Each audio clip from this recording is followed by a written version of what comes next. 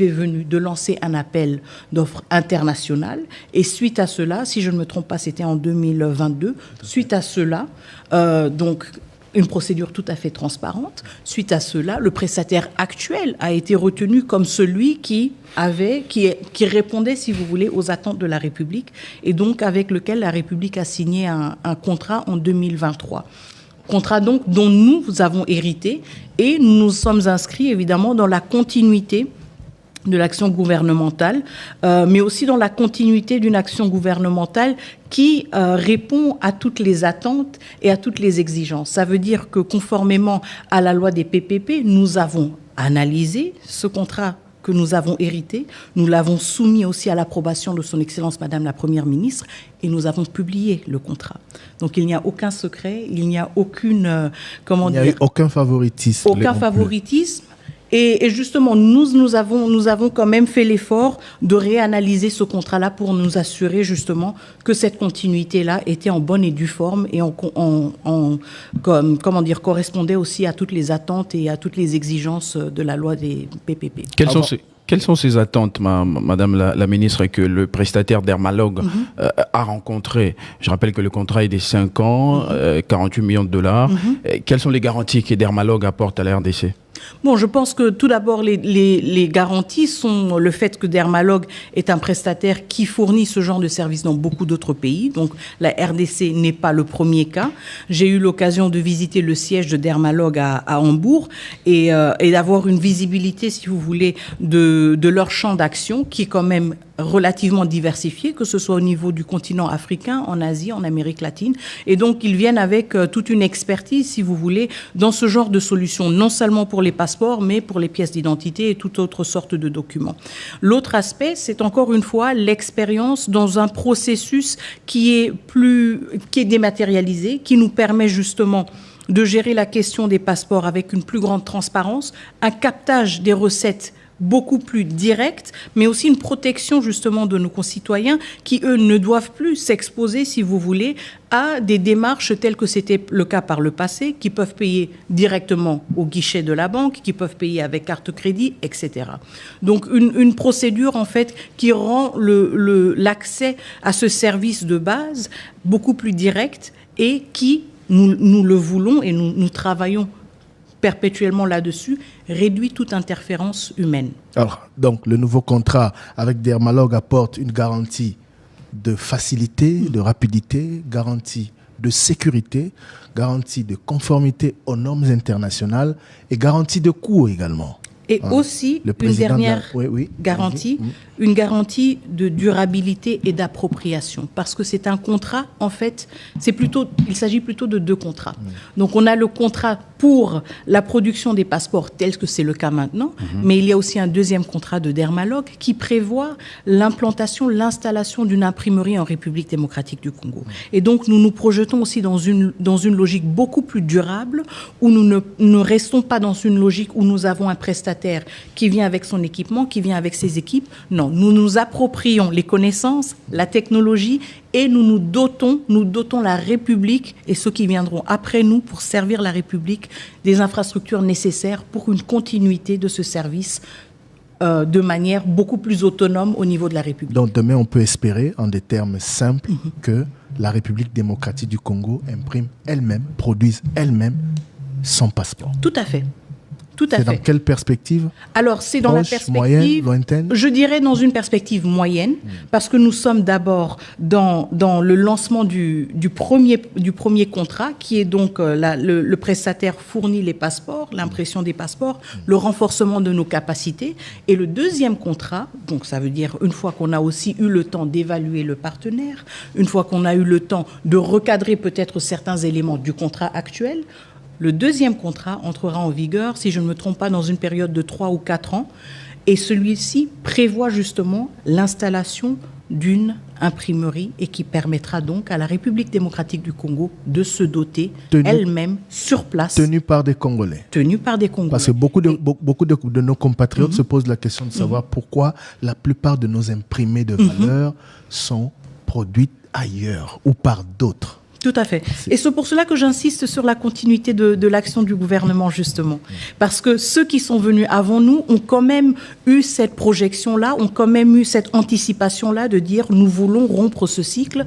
Et c'est pour cela que nous n'avons pas seulement un contrat qui prévoit la production de passeports, mais nous en avons un deuxième qui nous permet justement de rompre ce cycle et d'entrer dans une logique beaucoup plus durable, dans une appropriation totale par la République démocratique du Congo d'un aspect aussi critique que la production des passeports. Madame la ministre d'État, on va pénétrer la réalité sur le terrain.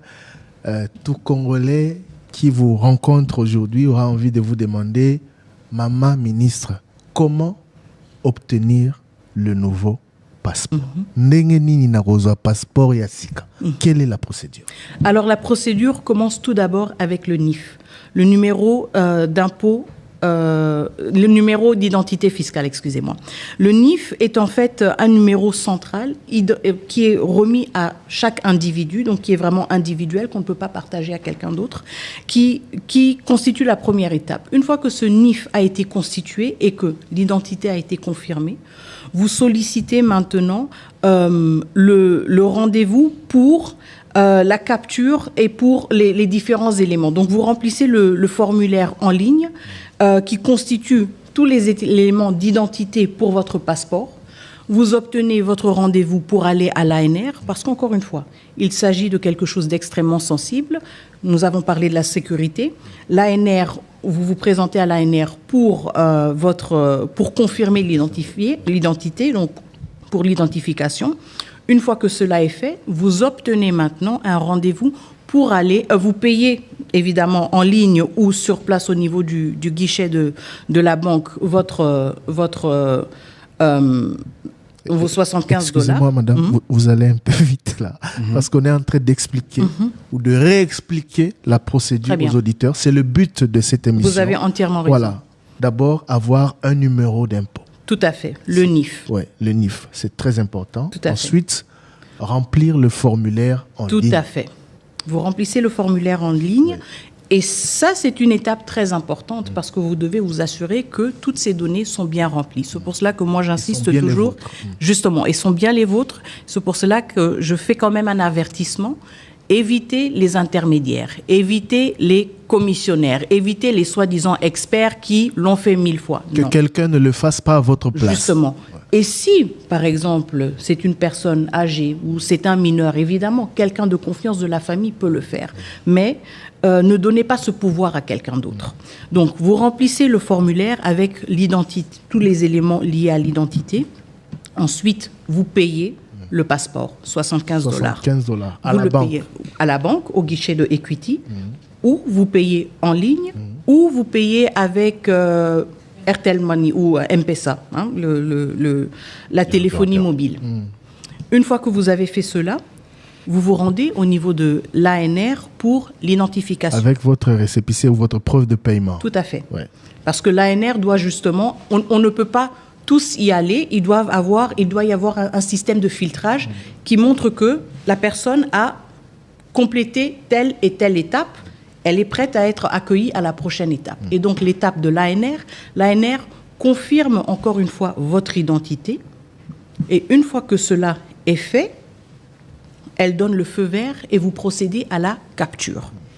Je pense que vous-même, vous avez parcouru ces différentes étapes. Et donc, la capture, elle est similaire à l'ancienne procédure, sauf que nous y ajoutons la capture de l'iris. Donc, il y a une photo de vous qui va être prise, parce que c'est la photo qui apparaît sur votre passeport, vos empreintes digitales qui sont enregistrées dans la micropuce, et finalement, votre iris, qui est quelque chose comme une empreinte digitale aussi, qu'on ne peut pas falsifier et qui est unique au monde. Tout cela est capturé au niveau des centres de capture différents, que ce soit à Kinshasa, en province ou dans les ambassades. Une fois que cette capture a été faite, nous passons donc à l'impression. Vous attendez votre rendez-vous pour récupérer votre passeport au centre dans lequel vous avez fait votre capture. Et vous allez à chaque étape recevoir un message. Tout à fait. Et c'est pour cela, encore une fois, un commissionnaire, peut-être qu'il préfère attendre qu'il ait eu 5-10 messages de différentes personnes avant de vous dire la prochaine étape, vous pouvez y aller. Mais si c'est quelqu'un de confiance, il va vous le dire directement. Commissionnaires, si c'est votre téléphone, si c'est sur votre téléphone, vous allez le savoir. C'est pour cela que j'insiste aussi, pour que ce processus fonctionne, nous devons tous jouer notre rôle. Et c'est là où essayer de prendre des raccourcis ne nous aide pas. Madame. Ça ne nous aide pas non plus parce que ça ne nous aide pas à identifier les goulots d'étranglement et à y trouver des solutions. Ces commissionnaires, pour la plupart, viennent de votre ministère. Ce sont des agents du ministère des Affaires étrangères qui, pour certains, veulent perpétrer les anciennes habitudes, justement. Alors, je vais vous dire deux choses. La première, c'est que je ne pense pas que ce soit des agents des affaires étrangères. J'insiste auprès de tous les agents, depuis mon premier jour à la tête de ce ministère, nous voulons être un ministère professionnel, nous voulons être un ministère au service de la population congolaise. Donc, à mon avis, il ne s'agit pas d'agents des affaires étrangères. Mais, si il s'avérait, oui, évidemment, s'il s'avérait qu'il y a des dérapages, croyez-moi, ils seront sanctionnés. Vous avez mis en place un mécanisme pour vous assurer que ce ne sont pas des agents du ministère. Parce que si je veux avoir un passeport, je ne sais pas si je vais aller au ministère des Finances. Je vais recourir aux agents du ministère des Affaires étrangères. Ce sont des anciennes pratiques. Alors, les personnes qui peuvent vous aider et les personnes qui doivent vous aider et qui sont les plus habilitées à vous aider, parce que c'est tout à fait normal. Encore une fois, c'est une nouvelle procédure, n'est-ce pas? Beaucoup de personnes doivent s'y habituer. Les personnes qui ont la responsabilité de vous aider sont au niveau du centre de capture. Il n'y a personne aux affaires étrangères qui a cette responsabilité. Il n'y a aucun agent auprès duquel vous pouvez aller ou vous devez aller pour dire « aidez-moi ». Ce sont les centres de capture. Et les chefs de centres de capture doivent aussi veiller justement sur le professionnalisme de tous leurs agents pour que nous nous assurions que cet accès soit facilité, y compris pour ceux et celles qui ont des difficultés. Les agents du ministère des Affaires étrangères travaillent également au centre des captures. Évidemment. Ce sont les mêmes personnes qui nous retrouveront au ministère comme au centre. Oui, mais il faut faire une distinction. Agent des Affaires étrangères ne veut pas dire agent de la chancellerie et ne veut pas dire agent habilité et mandaté à faciliter l'accès à un passeport. Donc, encore une fois, nous avons fait une sélection rigoureuse des personnes qui animent nos centres et eux ont cette responsabilité et ce mandat-là. C'est pour cela que je dis, il ne faut pas aller juste aux affaires étrangères et dire agent XYZ, je le connais de je ne sais quoi, il va m'aider à le faire. Mais puisque certains agents véreux seraient également en train de nous suivre, quel message pouvez-vous leur adresser? Puisque vous dites qu'en réalité, ils ne peuvent pas s'adonner à ce genre de pratiques, mais comme Thierry Kamboudi a rappelé, ça a toujours été ainsi avant que le système ne change. Une personne qui a besoin d'un passeport, contacter quelqu'un qui travaille aux affaires étrangères pour lui faciliter la tâche. Nous sommes au service de la population congolaise. Et quand on est au service de la population congolaise, on respecte les règles, on respecte les lois. Et c'est ce que j'attends de tous les agents. C'est ça le message que je peux donner et que j'ai la responsabilité de donner, mais aussi dont je dois aussi assurer la mise en œuvre et le respect absolu. J'ai posé une question tout à l'heure, madame. Est-ce que vous avez mis en place un mécanisme pour vous assurer que ces intermédiaires, ces agents véreux, entre guillemets, qui perçoivent au-delà du montant exigé par le gouvernement, une fois arrêtés, ne sont pas de votre ministère ou s'ils sont de votre ministère, une fois arrêtés, seront mis hors d'état de nuire? Alors, tout d'abord, nous avons... interne. Oui, en interne, nous travaillons étroitement avec l'administration, ça veut dire avec le secrétaire général, mais aussi mon cabinet, pour justement avoir des spot checks, comme on le dirait en anglais, donc des descentes spontanées sur terrain, mais aussi des échanges avec des requérants que nous rencontrons et des réunions périodiques pour voir où sont les problèmes et où est-ce que nous avons justement des irrégularités. Et cela, on s'en rend aussi compte justement quand on analyse le processus vraiment de manière très détaillée.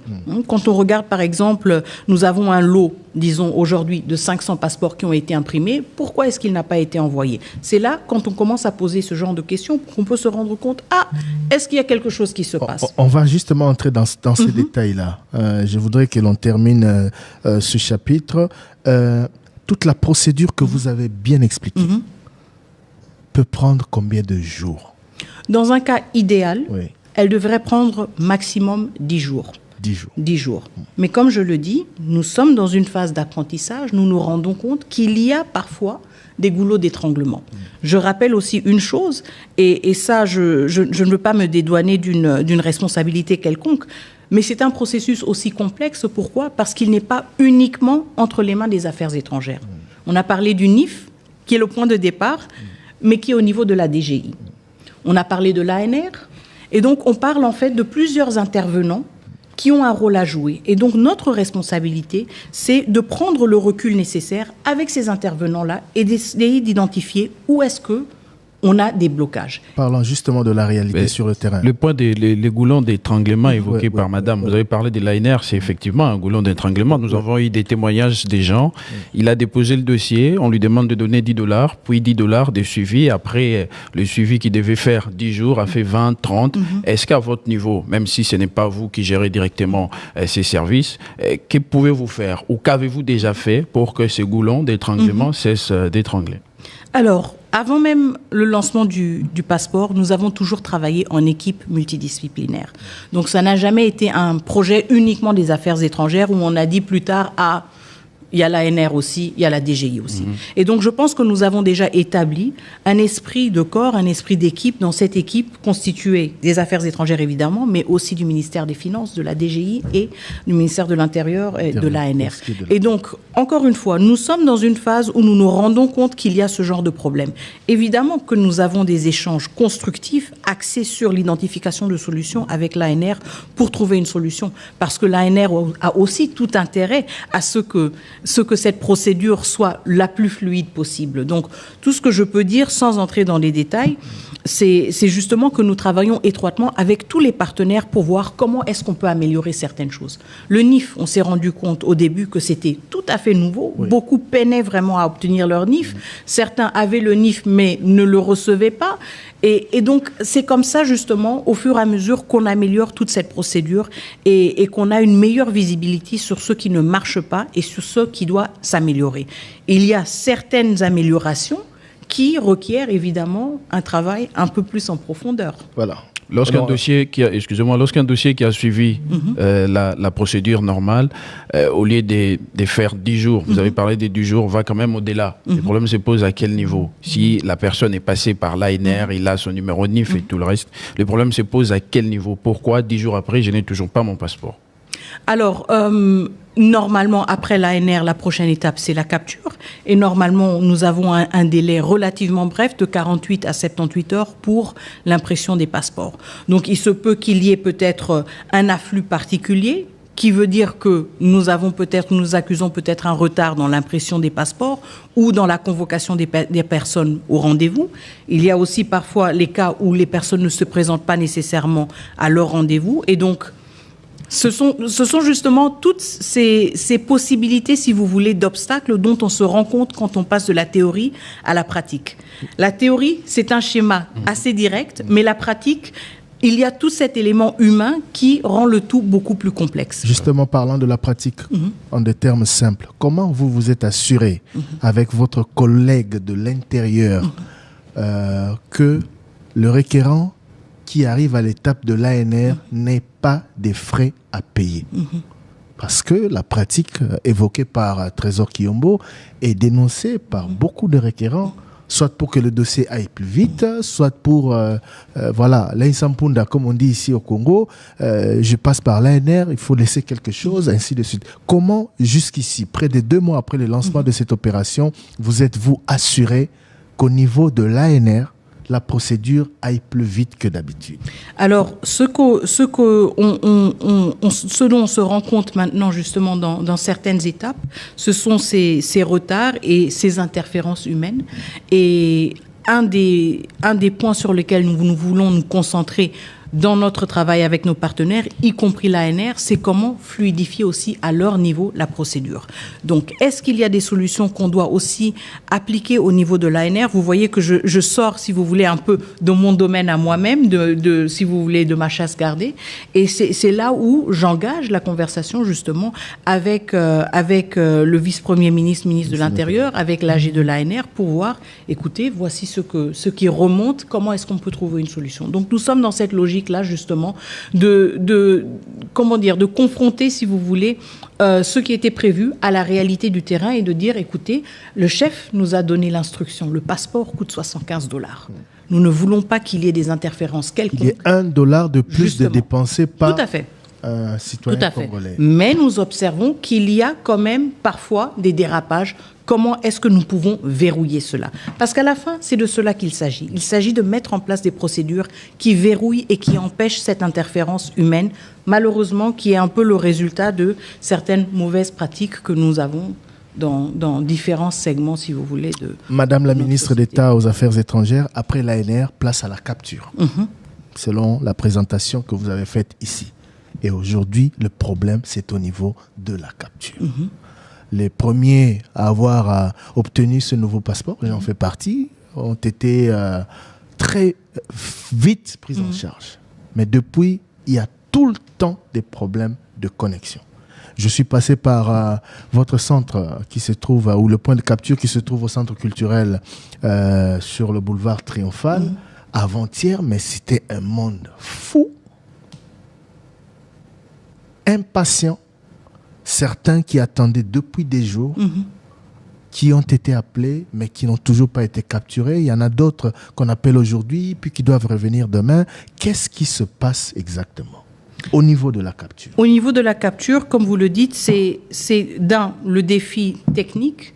Donc, comme vous le dites, on se rend compte que nos centres sont beaucoup plus sollicités et donc que nous devons accroître nos capacités techniques, y compris au niveau de la connexion, mais aussi justement dans une ville comme Kinshasa, où beaucoup de nos concitoyens ont dû attendre très longtemps pour les passeports. On se rend compte aussi qu'il y a maintenant une hyper sollicitation, si vous voulez, de ce service, et ça veut dire qu'à notre niveau, nous devons davantage décentraliser l'accès au passeport. Vous devriez vous y attendre, madame. Oui, nous nous y sommes attendus. Je suis surpris que ça vous surprenne. C'était annoncé au départ, d'ailleurs. C'est pour cela que nous travaillons justement vers l'ouverture de centres supplémentaires. Donc pour l'instant, nous avons le centre ici à Infinity, nous avions le centre à Lina et le centre VIP au niveau des affaires étrangères, mais nous prévoyons aussi, dans les plus brefs délais, justement, l'ouverture de centres supplémentaires au niveau de Kinshasa, de 1, pour décentraliser le processus, et de 2, aussi pour désengorger le processus et pour permettre justement le traitement beaucoup plus accéléré de ces demandes. Et ces problèmes techniques, comment vous les expliquez? Alors, les problèmes techniques, encore une fois, je pense qu'il y a des solutions techniques, c'est ça l'avantage au moins. Ça veut dire que nous devons voir comment accélérer notre connexion, par exemple, comment accroître l'équipement qui a été fourni et avoir un équipement plus performant. Et je pense que ça, c'est quelque chose auquel nous pouvons trouver rapidement des solutions. Le problème, ce n'est pas la capacité d'impression? Non, ce n'est pas la capacité d'impression. Si justement vous avez un engouement pour la capture, ça ne veut pas dire qu'il y a un problème d'impression. Là, c'est l'engouement pour la capture. Mais pour ceux qui n'arrivent pas à retirer leur passeport malgré le temps on va y arriver, déjà passé. Arrêtons-nous d'abord au niveau de la capture.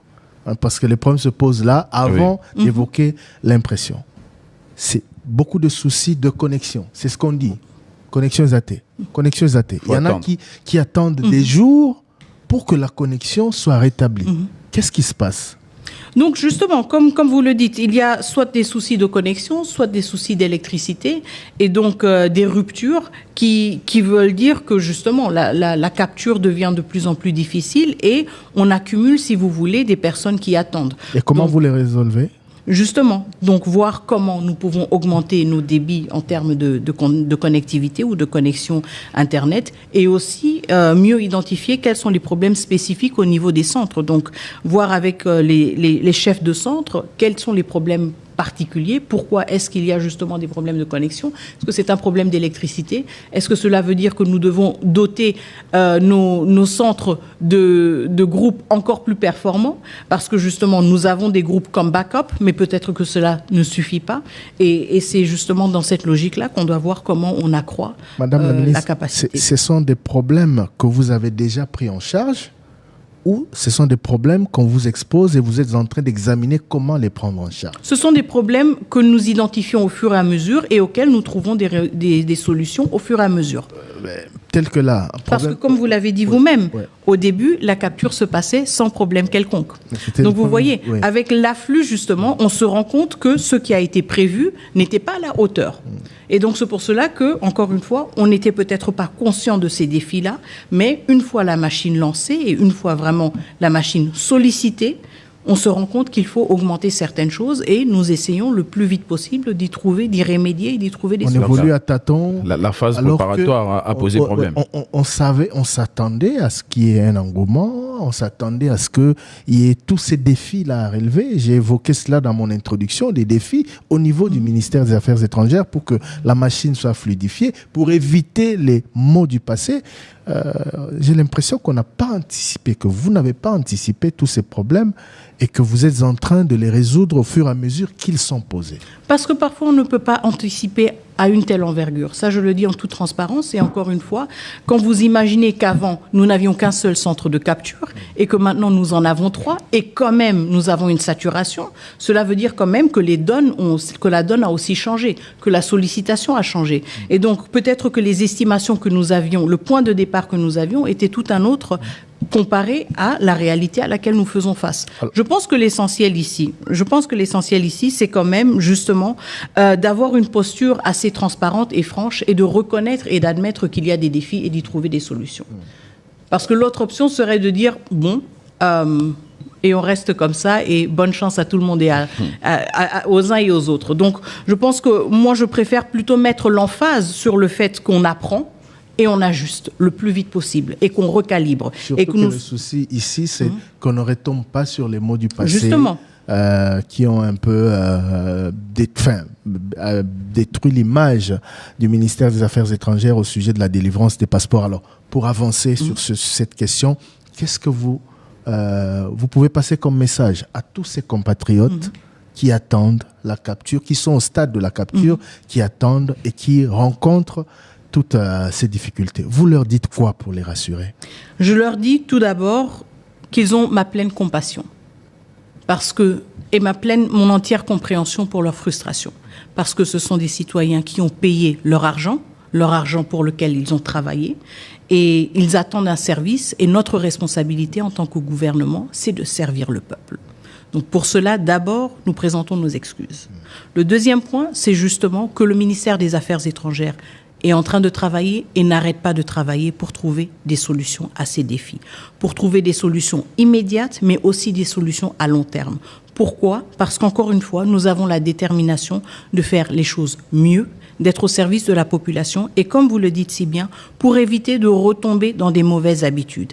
Et donc, ils peuvent être sûrs que nous allons continuer à travailler, mais pour cette question spécifique, nous allons aussi voir au niveau de notre équipe comment, d'ici lundi, nous pouvons réfléchir à une mesure qui nous aide à décanter cette situation rapidement. Parce qu'en fait, la question de la capture, justement, elle se fait à des postes différents. Est-ce qu'il s'agit peut-être d'ouvrir les centres un peu plus tôt, de les fermer un peu plus tard? Est-ce qu'il s'agit de multiplier des centres de multiplier les centres, ce qui ne se fait malheureusement pas aussi vite que possible, mais on peut accélérer la procédure. Qu'est-ce que nous pouvons faire rapidement pour désengorger la situation? Parce que pour nous, ce n'est pas avantageux du tout non plus. Le plus nous avons des attentes, le plus justement le tout prend du temps et nous accumulons, si vous voulez, un retard. Donc c'est aussi dans notre propre intérêt en tant que ministère des Affaires étrangères de décanter cette situation le plus vite possible. Voilà, je pense que nos compatriotes, on va le dire comme ça, ont la réponse de la ministre Thérèse Kaikwamba Wagner au sujet de la capture, que beaucoup d'entre eux attendent. On en est maintenant à l'étape. La prochaine étape, c'est l'impression du passeport. Tout à fait. Trésor Kiyombo. Voilà, la question était celle de savoir quelle est la capacité des productions d'une machine par jour. À combien des passeports imprimez-vous par jour? Alors, nous pouvons atteindre une capacité de passeport de 3000 par jour, si je ne me trompe pas. 3000 passeports peuvent être imprimés par jour. Ce n'est pas encore le cas. Avec le dispositif actuel que nous sommes déjà en train de renforcer. Donc, ça veut dire que nous sommes déjà en train d'acheminer des imprimantes supplémentaires pour permettre d'avoir une plus grande capacité. Parce que justement, beaucoup ont évoqué la qualité de ces imprimantes professionnelles qui sont attendues par rapport à l'ancien opérateur. Oui, parce que le vrai problème avec l'ancien opérateur, c'était ça, des imprimantes qui tombaient en panne et des gens attendaient longtemps. On a des garanties, donc que les machines que nous utilisons actuellement ne connaîtront pas les mêmes problèmes. La prise en charge, si le problème arrivait, serait rapide. La prise en charge serait rapide. Déjà, nous avons un contingent plus grand en termes d'imprimantes. Ça veut dire que s'il y en a une par malheur ou par mégarde qui tombe en panne, nous avons quand même un dispositif qui nous permet de pallier justement au fait qu'une imprimante est peut-être désactivée. Mais en même temps, le suivi, l'appui technique, la maintenance de tout cet équipement fait partie intégrale aussi de notre contrat avec le prestataire. Et donc, nous avons tout intérêt justement à exiger aussi une qualité, une bonne qualité en termes des imprimantes et du matériel qui est livré, mais aussi la capacité de répondre et de trouver des solutions le plus vite possible quand il y a des problèmes. Madame la ministre d'État, je voudrais vous prendre au mot. Vous dites, nous sommes en mesure de produire 3000 passeports le jour. Nous sommes en mesure ou nous produisons 3000 passeports par jour? Bon, je devrais vérifier les statistiques hebdomadaires et les statistiques quotidiennes, mais je sais que maintenant, tout cela augmente au fur et à mesure. Encore une fois, c'est toute une machine qui doit être rodée, c'est toute une pratique, si vous voulez, à laquelle aussi on doit s'habituer, mais on peut voir, peut-être que je pourrais fournir des statistiques un peu plus tard. On peut voir comment, pendant les dernières semaines, la production hebdomadaire n'a fait que accroître. Donc, je pense que c'est une tendance positive et c'est une tendance justement qui continue. Pendant que nous évoquons cette question, pour nos téléspectateurs, ceux qui nous regardent sur YouTube et sur certaines de nos chaînes partenaires, ils voient une illustration, les images du centre de production des passeports, car les équipes de Top Congo sont descendues au ministère des Affaires étrangères pour vérifier tout ce que Madame la ministre d'État est en train de dire. Sinon, politique. Voilà, nos équipes sont allées vérifier. Trésor Kiyombo. Oui, nous avons effectivement vu des machines. C'était les centres VIP. Les machines étaient en quelque sorte en pause ou en réinitialisation en quelque sorte. Mais il y a des questions au sujet des récurrents en attente. Tout à fait. Nous sommes arrivés aux affaires étrangères, nous avons vu des lots, des passeports imprimés, on nous a présenté des passeports, des requérants, des passeports de l'ancien opérateur. Alors, il avait été annoncé depuis le 5 juin que tous les requérants de l'ancien opérateur devraient obtenir des passeports du nouvel opérateur. Mais ça a pris du temps. Oui. Et devrait être priorisé d'ailleurs, si j'ai bien lu le communiqué du ministère des Affaires étrangères.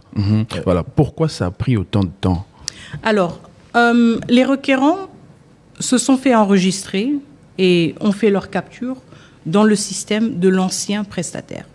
Et ce que nous avons eu comme défi, si vous voulez, comme défi technique, était de transférer toutes ces données, y compris justement les empreintes digitales, les photos, et nous assurer qu'elles répondaient aux critères et aux standards de qualité du nouveau prestataire. Donc transférer tout cela dans une nouvelle base de données et justement être en mesure d'imprimer ces passeports-là. Donc c'était tout un exercice, si vous voulez, technique qui devait se faire avec beaucoup d'experts et beaucoup d'expertise qui va bien au-delà de mes connaissances, connaissances spécifiques dans le domaine.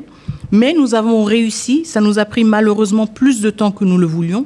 Nous avons réussi à compléter une migration complète de la totalité des requérants qui avaient déjà fait leur capture. Et donc, nous sommes justement, comme vous avez vu aujourd'hui au Centre aux Affaires étrangères, nous sommes maintenant en train d'imprimer tous ces passeports-là. Donc ça, c'est, si vous voulez, la première catégorie des requérants, ceux qui avaient déjà fait leur capture. Et c'est pour cela qu'on les priorise, parce que les données sont là. Ceux qui avaient fait leur capture avant le 5 juin 2025. Tout à fait. Avec le précédent opérateur. Tout à fait. Ils sont plusieurs dizaines de milliers. Tout à fait. Donc, leurs passeports sont déjà en train d'être imprimés. Et il y avait une deuxième étape, si vous voulez, à franchir. C'était une étape liée aux finances. Pourquoi ? Parce qu'il s'agissait maintenant de payer, si vous voulez, ce qu'on aurait payé à l'ancien prestataire pour ces passeports-là, au nouveau prestataire. On a dit qu'il avait bloqué les données parce que vous ne lui avez pas payé son... Non, c'est pas vrai. Non, pas du tout. Il s'agissait justement de transférer, si vous voulez. Donc, l'État avait déjà perçu. Et donc, on devait faire justement ce recalibrage-là pour dire nous avons perçu ces recettes et nous devons payer le nouveau prestataire pour ces passeports. Donc, ces deux étapes-là, une étape technique d'une migration des données biométriques des requérants et aussi justement l'exercice administratif, donc de payer le nouveau prestataire pour ces passeports, ont maintenant été franchis. Et c'était vraiment un travail de longue haleine, mais je peux dire maintenant que nous avons franchi ce cap, ce qui veut dire quoi? Nous entrons pleinement dans une logique d'impression, uniquement d'impression directe de ces passeports qui étaient, si vous voulez, en stand-by. Donc vous rassurez tous nos compatriotes qui attendent leur passeport depuis 2, 3, 4, 5 mois, 6 mois, du fait du changement d'opérateur, tout à fait, que leurs passeports sont en train d'être imprimés. Et nous avons déjà commencé avec un premier lot, si je ne me trompe pas, de 9000 passeports qui ont déjà été imprimés ces derniers jours, ces dernières semaines. Nous avons enregistré beaucoup d'inquiétudes sur le répondeur des Top Congo venant de l'Afrique du Sud en particulier. Et donc justement, c'était aussi un de ces aspects techniques dans la migration des données. On voulait migrer les données de façon à ce qu'on soit en mesure de dire voici le bloc Afrique du Sud. Pourquoi? Pour ne pas imprimer tous les passeports pêle-mêle et ne pas savoir celui-là, il est un requérant d'où. Et donc, c'était aussi un des grands défis. Mais maintenant que nous avons fait tout cet exercice, nous avons migré, si vous voulez, en fonction des centres ou des lieux de capture. Et ça nous donne justement la possibilité d'imprimer le lot Afrique du Sud et de dispatcher directement ce lot-là de manière consolidée au niveau de notre ambassade. Donc les anciens requérants sont exemptés des autres étapes, des nouveautés telles que le numéro NIF. Les anciens requérants qui ont déjà fait leur capture. Parce que eux, on avait déjà toutes les données. Maintenant, la deuxième catégorie, ce sont les anciens requérants qui ont acheté leur formulaire, en attente de la capture. En attente de la capture. Et donc là, je pense que d'ici cette semaine, la semaine qui commence, nous allons publier la procédure justement facilitée et accélérée pour ces requérants-là, pour qu'ils puissent justement procéder le plus vite possible maintenant à la capture. Voilà, on va terminer sur cette question des compatriotes qui attendent depuis des mois, qui ont été pris en charge par l'ancien opérateur. Vous donnez quel délai pour apurer ces arriérés, je veux dire ça comme ça. Vous donnez quel délai pour que tous, on m'apprend qu'ils sont au-delà des 100 000, à travers le monde, je ne sais pas si vous avez les mêmes chiffres, mais vous donnez quel délai pour que le ministère des Affaires étrangères puisse disponibiliser tous ces passeports en attente depuis des mois? Alors, il serait difficile de fixer exactement le délai, mais je pense que c'est une affaire de semaines, pas une affaire de mois. Et encore une fois, nous sommes en train de fournir tous les efforts nécessaires pour accroître notre capacité d'impression au maximum. Encore une fois, maintenant que l'étape technique et l'étape des finances a été franchie, il n'y a rien qui nous empêche, si vous voulez, de faire tourner les machines à 100% pour décanter la situation le plus vite possible, en commençant par ceux qui ont déjà fait leur capture, dont nous avons déjà imprimé 9000 passeports, mais où nous continuons justement. Et donc, pour cela, nous avons aussi mis en place au niveau des affaires étrangères une cellule, si vous voulez, de crise qui, elle, ne va pas travailler, si vous voulez, selon les heures des fonctionnaires, mais qui va fonctionner bien au-delà de ces heures-là parce que nous sommes conscients de l'urgence. Comment la contacter? Vous avez mis en place un mécanisme pour... Non, en fait, nous ne voulons pas mettre en place de mécanisme qui pourrait créer une interférence parce que là, il s'agit justement d'une impression accélérée. Donc, cette équipe-là travaillera les samedis, les dimanches, elle travaillera jour et nuit pour assurer justement que cette production ait lieu le plus vite possible et sans délai.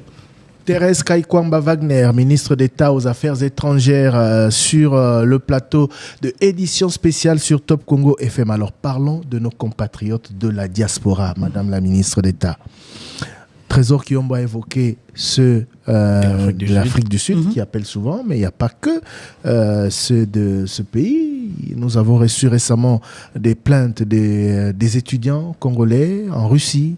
Nous avons reçu des plaintes de nos compatriotes au Canada, aux États-Unis, en France, au Portugal, en Belgique. Qu'est-ce qui est prévu dans le cadre de ce nouveau processus ou de ces nouveaux passeports pour nos compatriotes de la diaspora? Vous êtes de la diaspora, vous savez à quel point Tout à fait. ce document est essentiel pour la vie d'un compatriote vivant à l'étranger. Tout à fait.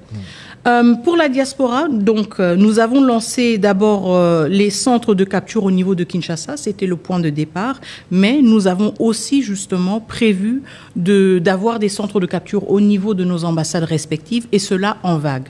Donc, je peux déjà vous confirmer que nous avons 23 ambassades où les captures sont opérationnelles. 23. 23, Prise en charge par l'actuel opérateur. Tout à fait. Y compris, je ne vais pas toutes les citer, mais je peux vous dire qu'au niveau du Canada, par exemple, cela fait au moins 2 semaines que la capture est opérationnelle. Capture et délivrance des passeports après? Capture, impression à Kinshasa, délivrance au niveau de l'ambassade. Ok. Et donc, par exemple, au niveau du Canada, c'est le cas. Au niveau de Paris, c'est le cas. Bruxelles, Bucarest, La Haye, bref. Nous avons une première liste, un premier Washington, batch. c'est le cas aussi? Laissez-moi vérifier. Désolé, je ne les ai pas tous en tête. La Russie. Non, Washington, oui, Washington, c'est le cas, excusez-moi. Washington, c'est le cas.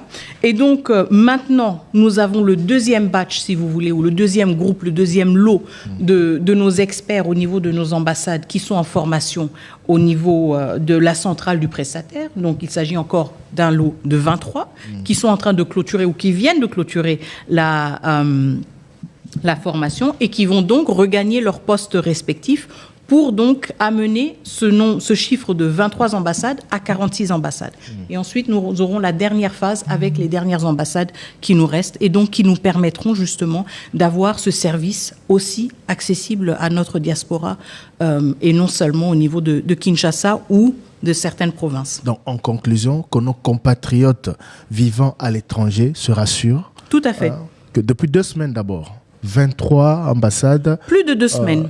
Depuis plus de 2 semaines, 23 ambassades ont déjà commencé, organisent déjà des captures. Tout à fait. Et dans les prochains jours, un nouveau groupe de 23. J'invite aussi évidemment nos compatriotes à consulter nos différentes plateformes sur les réseaux sociaux, que ce soit sur Twitter, X, Facebook ou TikTok, où nous publions justement de manière régulière. Mais si vous me posez la question, je me rends compte qu'on doit le publier peut-être de manière plus régulière, madame, cette information-là. Et communiquer davantage. Et communiquer davantage pour rendre cette information plus accessible. Vous êtes d'accord avec moi qu'au début, on s'attendait à une communication maximale. C'est vrai que sur les réseaux sociaux, ça a été vous avez assez matraqué, bien avant le 5 juin, mais par la suite, avec les difficultés qui arrivaient, on n'entendait pas, il n'y avait pas de répondant du côté du ministère. Plus on communique, mieux les gens... plus on clarifie. Et plus on protège aussi les compatriotes, justement, de certains pièges peut-être qui peuvent être érigés ici et là. Donc, je prends bonne note de votre recommandation. Et on va redoubler d'efforts par rapport à la communication, y compris une communication qui cible la diaspora davantage pour rendre ces informations plus disponibles. Mais déjà, entre-temps, d'ici le mois de septembre... déjà là, 23... nous serons à 46 ambassades. Ça sera 46 ambassades. Toutes les missions diplomatiques seront équipées quand? Donc, normalement, le 3e groupe devrait intervenir en septembre, mi-septembre, peut-être fin septembre. Et ça, c'est le dernier groupe, parce que nous avons 72 ambassades ou 72 postes diplomatiques. Donc, ce ne sont pas tous qui ont des captures. Parfois, on a New York, par exemple, où nous ne faisons pas de capture, mais c'est quand même une mission diplomatique. Mais dans les 70, et donc là, nous sommes déjà à 46, et nous aurons le dernier groupe qui va clôturer le tout. Là-bas, il se pose aussi un problème de délai de délivrance des passeports. On les capture sur place. Les données doivent arriver à Kinshasa. L'impression se fait à Kinshasa avant de dispatcher les passeports à travers les différentes ambassades. Est-ce que le nouveau mécanisme a comprimer les délais par rapport à ce qui se passait avant, des gens qui se faisaient capturer, qui attendaient des semaines, voire des mois pour avoir leur précieux sésame? Alors, nous sommes justement en train de travailler sur comment fluidifier cela. Donc, ne pas attendre, par exemple, qu'on ait un lot, si vous voulez, de 50 passeports pour dire c'est maintenant seulement qu'on les envoie, parce que ça pénalise le premier. C'est l'avantage du 50e qui a fait sa capture. Donc, justement, voir comment avec des prestataires, mais cela n'est pas inclus, si vous voulez, dans ce qui est prévu avec notre contrat de Dermalog. Ce n'est pas une agence, si vous voulez, de courrier. Et donc, la responsabilité incombe maintenant au ministère des Affaires étrangères et nous nous penchons déjà sur la question, nous nous sommes déjà penchés sur la question de voir comment est-ce qu'on peut avoir un prestataire qui nous facilite rapidement le dispatch de manière périodique de tous les passeports. Que ce soit un lot de 5 ou un lot de 50, nous voulons être en mesure de capaciter aussi nos ambassades, nos postes diplomatiques et de leur donner les éléments de réponse quand eux font face à nos compatriotes pour qu'ils puissent dire « Écoutez, vous avez fait la capture maintenant, aujourd'hui, et nous espérons que d'ici 10 jours, vous aurez votre passeport. » Parce que la plupart de nos ambassades n'ont pas cette réponse-là. Justement. Et c'est notre responsabilité. Ce n'est pas encore arrivé. Kinshasa ne nous a pas encore répondu. Très souvent, nos compatriotes font face à ce genre de réponses. Qui les mettent davantage dans l'incertitude. Et qui mettent aussi nos ambassades dans l'incertitude. Or que nous voulons avoir des ambassades qui sont pleinement opérationnelles et qui sont en mesure de répondre aux attentes de nos compatriotes. Et donc nous avons, au niveau de la centrale, cette responsabilité-là envers eux, de dire on met des systèmes en place pour que vous puissiez avoir les éléments de réponse. Et c'est pour cela qu'on ne veut pas être dans une logique d'à peu près. Encore une fois, on estime. Et on se dit, bon, on a atteint un tel chiffre et c'est pour cela qu'on les envoie. On veut avoir de la périodicité, on veut avoir de la prévisibilité et on veut permettre à nos ambassades de donner des réponses à nos compatriotes. Vous êtes encore au stade de vouloir, madame? Vouloir, c'est pouvoir. Pourtant, on vous dit pragmatique. Moi, j'aurais voulu vous entendre dire, nous faisons en sorte que, plutôt que nous voulons que les délais soient. Ça, ce n'est qu'un souhait. Et quand un politique vous dit, nous voulons que... Ça peut paraître comme... Alors, je prends bonne note. Peut-être que je devrais recadrer ma rhétorique. Mais vous savez, je suis pragmatique, c'est vrai. Mais dans mon pragmatisme, je préfère être prudente et je préfère justement être transparente. Merci. Donc, vous aurez rarement de ma part une confirmation sans pour autant que j'ai la preuve. Et c'est pour cela que quand je vous dis que nous voulons, quand je vous dis que nous travaillons vers quelque chose, je le dis en toute transparence, je l'assume, nous sommes en train de travailler. J'espère que la diaspora congolaise à travers le monde est rassurée, mais elle le sera davantage lorsque tout ce que vous avez promis se matérialisera. Tout à fait. On a quitté le Congo pour l'étranger, mais on va revenir au Congo pour terminer cette édition spéciale. Excusez-nous de vous prendre plus de temps parce qu'il y a une information importante à signaler. Le Congo, ce n'est pas que Kinshasa. Tout à fait. Le Congo, c'est aussi les autres provinces. Et récemment, le ministère des Affaires étrangères a publié un communiqué pour annoncer l'ouverture des points de capture à Mbuji-Mayi, Kolosi, Lubumbashi, si j'ai oublié certains... Kindu, Bunia et Kisangani. Bunia et Kisangani. Ça fait déjà 6. Ouais.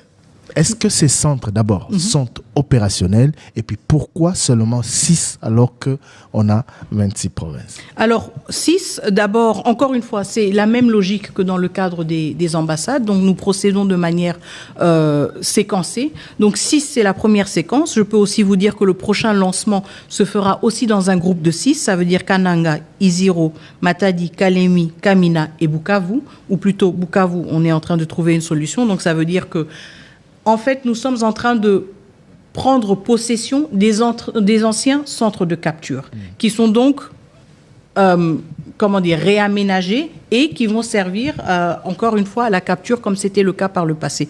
Donc, ce que nous sommes en train de faire, et ce qui est peut-être parfois plus facile dans certains centres, c'est justement de les relancer parce que les infrastructures sont encore à la hauteur, etc. Et pour les provinces, justement, puisque nous en avons bien plus que 12, pour les autres provinces, nous devons aussi, de manière graduelle, voir comment nous pouvons installer des centres.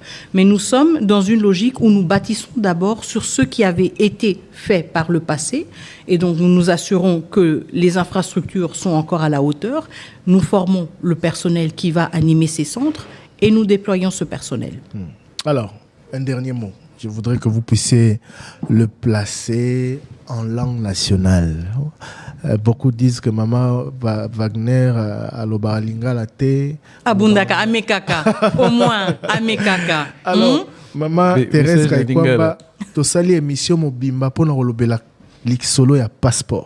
Document ya motuya pour na bana mboka nyonso. Ezala o bavandi na mboka, ezala o bavandi libanda. Outo le 5 juin, gouvernement a lobby na bimisi passeport ya sika.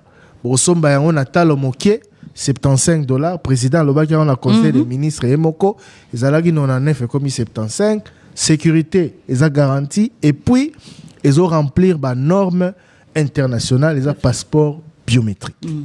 Mais na terrain depuis le 5 juin ba kokoso est commis ebelé au risque ya lobby sabatuke opérateur a changé mais bizarre les changer dans côté komika a faut laisser il faut boy. Merci ndengo na Top Congo pour ça ba éclaircissement au lobby on a français mais na lingala to retenir nini par rapport à ba difficulté to retenir nini par rapport à bateau yo basi ba capturer ki banda kala banda ba sanza ebelé. To retenir nini pona bandeko ya diaspora. Alors tout d'abord pona bandeko bazozela d'abord na bandana bango parce que na yebi que frustration eleki bazozela tango ebele mais na lingi na yebi sa bango solution ya ba problème tozalaki nango e monani. Donc neti ndenge solution ici e monani nazo senga bango moi patience parce que siko tozo kota na phase ya mise en œuvre.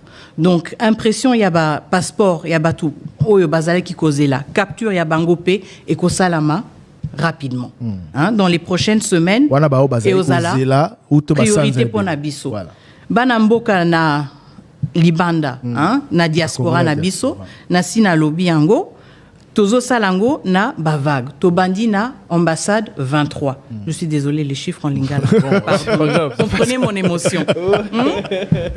Mais aussi to bandi na groupe ya 23. Bruxelles, Paris, Canada, Washington 23 ambassades déjà babandi au sali ça ba capture. Justement.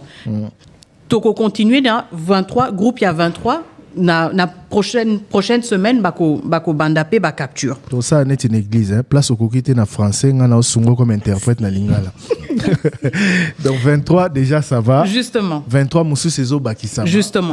Na soukapé to aussi les ambassades nyoso tozana ba ambassade 72.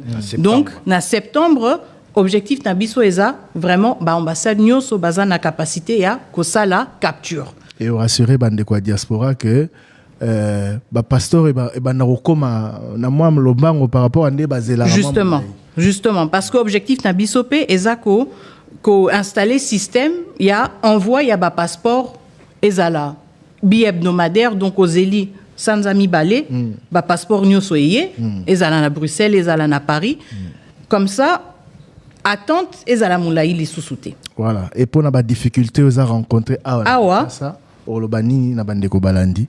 En tout cas, naïbi que eza pas si pona biso nyoso. Pourquoi? Parce que eza système yasika.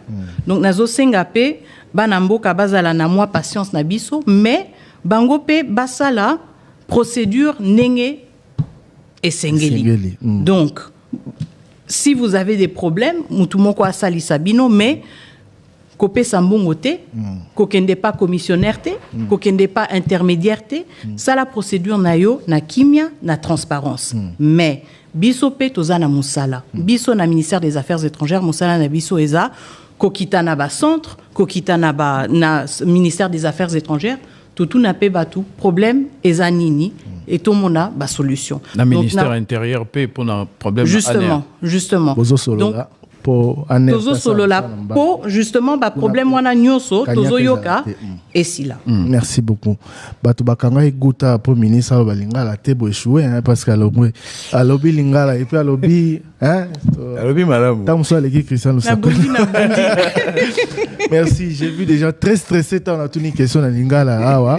Merci infiniment. Merci à vous. Madame la ministre d'État aux Affaires étrangères Thérèse Kaikwamba Wagner, merci d'avoir accepté de vous soumettre à cet exercice de redevabilité. On a parlé délivrance du nouveau passeport congolais. On espère vous avoir sur ce même plateau pour évoquer d'autres questions liées au secteur que vous gérez au nom de la République. Mais en tout cas, nous avons fait le tour, je l'espère, de cette question, de cette épineuse question du passeport. Grand merci à vous de nous avoir suivis. L'édition spéciale se termine ici. Prochain rendez-vous la semaine prochaine avec un nouvel invité. Merci à Trésor Kiyombo qui m'a accompagné et aux équipes techniques à la régie. Merci également. Grand merci aux équipes de la ministre d'État aux Affaires étrangères qui nous ont facilité le tournage de cette émission, qui ont été très très professionnelles et surtout très réactives. On se retrouve donc très prochainement sur Top Congo FM, la fréquence utile.